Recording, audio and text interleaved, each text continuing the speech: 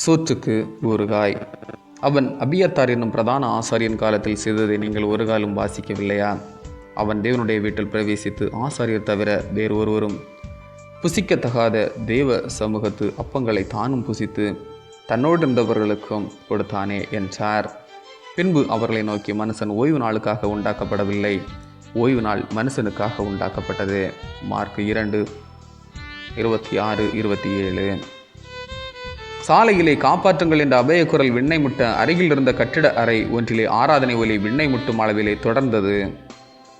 நானும் கலங்கி நின்றேன். கூட்டுகளிலே ஒன்றாய் ஊறுகாய் இருப்பது போல நாட்களிலே ஒன்றாய் ஓய்வு நாள் இருக்கின்றது. படைப்பு நிறைவிலே படைப்பாளர் எடுத்த ஓய்வின்றி ஆண்டுகள் பல உழைத்த இஸ்ரவேலருக்கு ஓய்வெடுக்கும் உரிமையை அடிப்படை உரிமையாக்கிய மோசேயினுடைய சிந்தனையிலே பயணிக்கின்றது. ஓய்வு நாள் என்பது ஓய்ந்திருத்தல் என்பதை தாண்டி கடவுளுக்காக வழிபாடு செய்தல் என்பதிலே தொடர்கிறது. வழிபாடு என்பது வழிபடு, அதாவது கடவுளின் வழியிலே பாடு. கடவுளின் வழி என்பது நன்மை செய்தலே. நன்மை செய்தல் வாயிலாக கடவுளை வழிபடலாம் என்பது கிறிஸ்து சொல்லும் செய்தி.